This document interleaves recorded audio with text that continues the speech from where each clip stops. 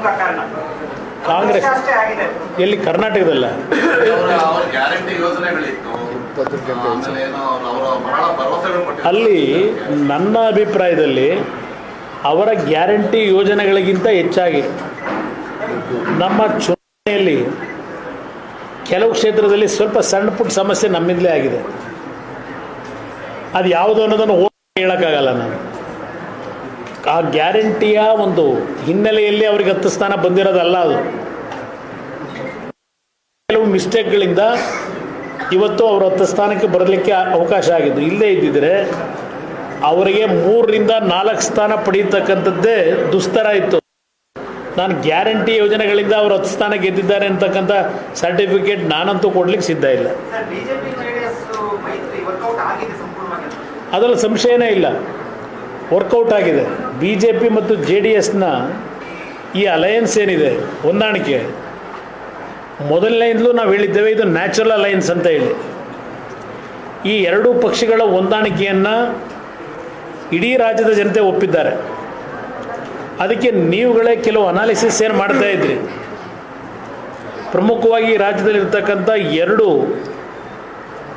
ಮೇಲ್ವರ್ಗದ ಒಂದು ಕಮ್ಯುನಿಟಿಗಳೇನಿದೆ, ಈ 2 ಕಮ್ಯುನಿಟಿಗಳು ದೊಡ್ಡ ಮಟ್ಟದಲ್ಲಿ ಈ ಒಂದು ಹೊಂದಾಣಿಕೆಯನ್ನು ಒಪ್ಪಿದ್ದಾರೆ ಅಂತಕ್ಕಂಥದ್ದನ್ನು ನೀವುಗಳೇ ಅನಲೈಸ್ ಮಾಡಿದ್ದೀರಿ ಕಳೆದ 2 ದಿನಗಳಿಂದ.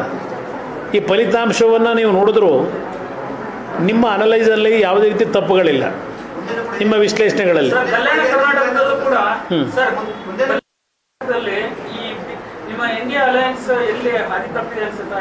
ಇಲ್ಲಿ ಆದಿ ತಪ್ಪಿಲ್ಲ. ಕಾಂಗ್ರೆಸ್ನ ಆ ಹಣದ ಹೊಳೆ ಏನು ಹರಿಸಿದ್ರು, ಅದರಿಂದ ನಮಗೆ ಸ್ವಲ್ಪ ಪೆಟ್ಟಾಗಿದೆ. ನಮ್ಮ ಅಭ್ಯರ್ಥಿಗಳು ಕಾಂಗ್ರೆಸ್ನ ಅಭ್ಯರ್ಥಿಗಳ ಮುಂದೆ ಹಣದಲ್ಲಿ ಕಾಂಪೀಟ್ ಮಾಡೋಕ್ಕಾಗಲಿಲ್ಲ. ಅದರಿಂದ ನಾವು ಸ್ವಲ್ಪ ಸೋತಿದ್ದೇವೆ ಚುನಾವಣೆಯಲ್ಲಿ. ಅದು ಹೊರತುಪಡಿಸಿದ್ರೆ ಚುನಾವಣೆಯಲ್ಲಿ ಇವತ್ತು ಸಹ 25-26 ಸ್ಥಾನ ಗೆಲ್ತಕ್ಕಂಥ ಅವಕಾಶ ನಮಗಿತ್ತು. ಹಣದ ಕೊರತೆಯಿಂದ ಇವತ್ತು ನಮಗೆ ಕೆಲವು ಕ್ಷೇತ್ರಗಳು ಇವತ್ತು ಹಿನ್ನಡೆ ಆಗಿರ್ತಕ್ಕಂಥ. ಗ್ರಾಮಾಂತರದಲ್ಲಿ ಡಾಕ್ಟರ್ ಮಂಜುನಾಥ್ ಗೆಲುವಿಗೆ ಪ್ರಮುಖ ಕಾರಣಗಳೇನು ಸರ್? ಅವರು ಬಹಳ ಕಾನ್ಫಿಡೆಂಟ್ ಆಗಿದ್ದರು ಕಾಂಗ್ರೆಸ್ನವರು, ನಾವು ಗೆಲ್ತೀವಿ. ಇಲ್ಲಿ ಒಂದು ಕಡೆ ಮಂಜುನಾಥ್ ಅವರ ವೈದ್ಯಕೀಯ ರಂಗದ ಸೇವೆ ಒಂದು ಭಾಗ, ಅದರಿಂದಲೇ ನಾವು ಗೆದ್ದುಬಿಟ್ಟು ಅಂತಲೂ ಹೇಳೋಕ್ಕಾಗಲ್ಲ. ಕಾರಣ ಅವರ ಸೇವೆ ಒಂದು ಭಾಗ, ಅವರ ಬಗ್ಗೆ ಒಂದು ಒಳ್ಳೆಯ ಅಭಿಪ್ರಾಯ ಇತ್ತು, ಉತ್ತಮವಾದಂಥ ಅಭ್ಯರ್ಥಿ ಅಂತೇಳಿ. ಜೊತೆಗೆ ಈ ಒಂದು ಬೆಂಗಳೂರು ಗ್ರಾಮಾಂತರ 2009ರಲ್ಲಿ ಡಿಲಿಮಿಟೇಷನ್ನಲ್ಲಿ ಕ್ಷೇತ್ರ ವಿಂಗಡಣೆ ಏನಾಯಿತು, ನೀವು 2009ರಿಂದಲೂ ಚುನಾವಣೆ ಫಲಿತಾಂಶ ನೋಡಿ. 2 ಬಾರಿ ಕಾಂಗ್ರೆಸ್ನ ಅಭ್ಯರ್ಥಿಯಲ್ಲಿ ಗೆಲ್ಲಬೇಕಾದ್ರ ಕಾರಣ 3 ಪಕ್ಷಗಳು ಚುನಾವಣೆಯಲ್ಲಿ ಎದುರಿಸಿದ್ದು. 2014 ಈ ಅಭ್ಯರ್ಥಿ ಗೆಲ್ಲಬೇಕಾದ್ರೆ 3 ಪಕ್ಷಗಳು ಅಭ್ಯರ್ಥಿ ಹಾಕಿದ್ವು. ನಾವು ಒಂದು ಅಭ್ಯರ್ಥಿ ಹಾಕಿದ್ವು, BJP ಒಂದು ಅಭ್ಯರ್ಥಿ ಹಾಕಿದ್ವು. ಆಗ ಅಭ್ಯರ್ಥಿ ಪಡೆದಂಥ ಮತ ಆ 2014 ಚುನಾವಣೆಯಲ್ಲಿ BJP JDSನ ಮತ ಎಷ್ಟು ಬಂದಿದೆ ತೆಗೀರಿ ಪಟ್ಟಿ. ಅವತ್ತು ಸಹ 1.5-2 ಲಕ್ಷ ಹಿಡಿದ್ವು. 2 ಪಕ್ಷಗಳ ಮತವನ್ನು ನಾವು ಕ್ರೋಢೀಕರಿಸಿದ್ದಾರೆ. 19ರಲ್ಲಿ JDSನ ಒಂದು ಬೆಂಬಲ ಅವರಿಗೆ ದೊರಕಿತು. ನಮ್ಮ ಪಕ್ಷದ ಕಾರ್ಯಕರ್ತರು ಪ್ರಾಮಾಣಿಕವಾಗಿ ಕೆಲಸ ಮಾಡಿದ್ರು. BJP ಅಭ್ಯರ್ಥಿ ಮತ ಕೇಳದೆ ಬರೀ ಅರ್ಜಿ ಹಾಕಿದ್ದಕ್ಕೇ ಆಗ 6 ಲಕ್ಷ ಮತ ಕೊಟ್ಟಿದ್ದರು 2019 ಚುನಾವಣೆ. ಮೊನ್ನೆ ಅಸೆಂಬ್ಲಿ ಚುನಾವಣೆ ಬಂದಾಗ 2023ರಲ್ಲಿ ಅಸೆಂಬ್ಲಿ ಚುನಾವಣೆಯಲ್ಲಿ ನಾವು ಪಡೆದಂಥ ಮತ, BJP ಅವರು ಪಡೆದಂಥ ಮತವನ್ನು ನೀವು ಒಟ್ಟುಗೂಡಿಸಿದ್ರೆ 2 ಲಕ್ಷ ಡಿಫರೆನ್ಸ್ ಇದೆ ಕಾಂಗ್ರೆಸ್ಗೂ 2 ಪಕ್ಷಗಳ ನಡುವೆ. ಯಾವಾಗ ನಾವು BJP ಮತ್ತು JDSನ ಹೊಂದಾಣಿಕೆ ಮಾಡೋದು, ಅದು ನಮ್ಮ ಗೆಲುವಿಗೆ ಅತ್ಯಂತ ಸುಲಭವಾದಂಥ ಚುನಾವಣೆ ಆಯಿತು. ಅವರು ಹಣ ಖರ್ಚು ಮಾಡಿದರು, ಅವರ ಹಣ ಇಲ್ಲಿ ವಿಜಯಕ್ಕೆ ಫಲ ಕೊಡಲಿಲ್ಲ. 2 ಪಕ್ಷಗಳ ಮತವನ್ನು ನಾವು ಗಮನಿಸಿದಾಗ ಅಸೆಂಬ್ಲಿ ಚುನಾವಣೆಯಲ್ಲಿ 2024-23ರಲ್ಲಿ 2 ಲಕ್ಷ ಡಿಫರೆನ್ಸ್ ಇದೆ. ಇವತ್ತು ಅಭ್ಯರ್ಥಿ ಗೆಲ್ತಾ ಇರ್ತಕ್ಕಂಥದ್ದು ಸುಮಾರು 2 ಲಕ್ಷ ಮತದಲ್ಲೇ ಗೆಲ್ತಾ ಇದ್ದಾರೆ. ಅವ್ರು ಹೇಳಿದ್ರಲ್ಲ, JDSನ ಪಕ್ಷ ಮುಳುಗಿಸಿ ಸ್ವಾಮಿಯವರು ದೇವೇಗೌಡರು ಅಳಿಯನ್ನೇ BJP JDS ಮೊಳಗೆ ಹೋಯ್ತು ಕಾರ್ಯಕರ್ತರೆಲ್ಲ ನಮ್ಮನೆ ಬಾಗಿಲು ತೆಗೆದಿದೆ, ಬನ್ರಪ್ಪ ಬನ್ನಿ ಅಂದ್ರಲ್ಲ ನಮ್ಮ ಕಾಂಗ್ರೆಸ್ ಅಧ್ಯಕ್ಷರು. ನಾನು ಅವತ್ತು ಹೇಳಿದೆ, ಅವತ್ತು ಯಾತಕ್ಕೆ ಆ ಸ್ಟ್ರಾಟಜಿಯನ್ನು ನಾವು ಮಾಡಿದ್ದೇವೆ, ಮಂಜುನಾಥ್ ಅವ್ರನ್ನ ಅಲ್ಲಿಂದ ಯಾಕೆ ಅಭ್ಯರ್ಥಿ ಮಾಡಿದ್ದೇವೆ, ಚುನಾವಣಾ ಫಲಿತಾಂಶ ಬಂದ ಮೇಲೆ ಹೇಳ್ತೀನಿ ಅಂತ ಹೇಳಿದ್ದೆ. ಇವತ್ತು ಆ ಸ್ಟ್ರಾಟಜಿ ಮಟ್ಟಿಗೆ ಯಶಸ್ಸು ದೊರಕತು ಅಂತಕ್ಕಂಥದ್ದು ಚುನಾವಣೆ ನಡೀಬೇಕಾದ್ರೆ ಅವ್ರಿಗೆ ಗೊತ್ತಾಗುತ್ತೆ.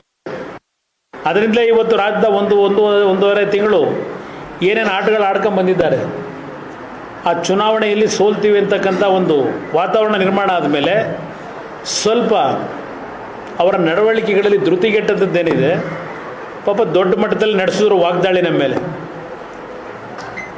ನಾವು ಕುರಿಕೋಳಿ ಅದೇಂಥದ್ದು ಶತ್ರು ಭೈರವ ಯಾಗ ಮಾಡಿ, ಕ್ವಾಣ ಕಟ್ ಮಾಡಿ, ಮೇಕೆ ಕಟ್ ಮಾಡಿ ಚುನಾವಣೆಯಲ್ಲಿ ಗೆದ್ದಿರೋದಲ್ಲ. ಬೆಂಗಳೂರು ಗ್ರಾಮಾಂತರದಲ್ಲಿ ಕಾರ್ಯಕರ್ತರು, BJP JDSನ ಕಾರ್ಯಕರ್ತರು ಮತ್ತು ಅದ್ರ ಜೊತೆಗೆ ನರೇಂದ್ರ ಮೋದಿಯವರ ವರ್ಚಸ್ಸು, ಮಂಜುನಾಥ್ ಅವರ ವೈದ್ಯಕೀಯ ರಂಗದ ಸೇವೆ, ಇದು ಎಲ್ಲದರ ಹಿನ್ನೆಲೆಯಲ್ಲಿ ಗೆಲ್ತಾ ಇದ್ದೇವೆ ಅಲ್ಲಿ.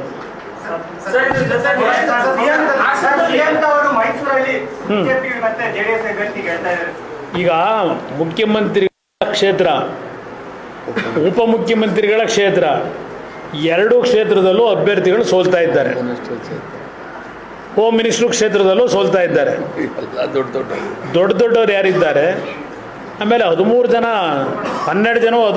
ಮಂತ್ರಿಗಳನ್ನ ನಿಲ್ಲಿಸ್ಕೊಂಡ್ರಲ್ಲ, ಅದರ ಬಹುಶಃ ಇದೆಲ್ಲ ಬಿದರ್ ಒಂದು ಗೆದ್ದಿರಬೇಕು, ಅಲ್ಲೆಲ್ಲೋ ಬೆಳಗಾವಿಲಿ ಒಂದು ಗೆದ್ದಿರಬೇಕು, ಇಲ್ಲ ಚಿಕ್ಕೋಡಿ ಬೆಳಗಾವಿ, ಅಲ್ಲಿಂದ ದಾವಣಗೆರೆ,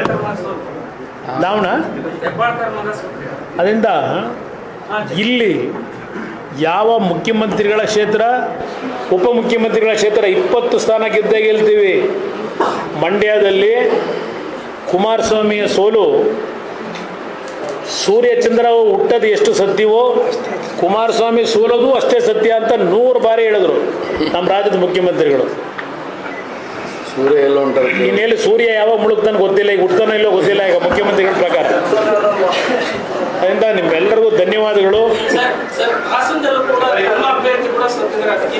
ಇರಲಿ, ಅದು ಗೊತ್ತಿತ್ತು, ಅದೆಲ್ಲ ಕೆಲವು ವಿಷಯಗಳನ್ನು ಓಪನ್ ಆಗಿ ಚರ್ಚೆ ಮಾಡೋಕ್ಕಾಗಲ್ಲ.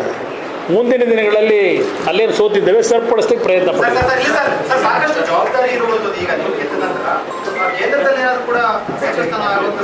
ನಾನು ಅವೆಲ್ಲ ನಿರೀಕ್ಷೆ ಇಟ್ಕೊಂಡಿಲ್ಲ ಬ್ರದರ್. ನನಗೆ ಬೇಕಾಗಿರೋದು ರಾಜ್ಯದ ಹಲವಾರು ಸಮಸ್ಯೆಗಳಿಗೆ ಪರಿಹಾರಗಳು ದೊರಕಬೇಕು. ಆ ನಿಟ್ಟಿನಲ್ಲಿ ಕೇಂದ್ರ ಸರ್ಕಾರದ ನಮ್ಮ ಪ್ರಧಾನಮಂತ್ರಿಗಳಿರ್ಬೋದು, ಮಂತ್ರಿಗಳನ್ನು ಮನವೊಲಿಸಿ ನಮ್ಮ ರಾಜ್ಯಕ್ಕೆ ಆಗಬೇಕಂತ ಕೆಲಸಗಳು ನನಗಾಗಬೇಕು. ಅದು ನನಗೆ ಮುಖ್ಯ.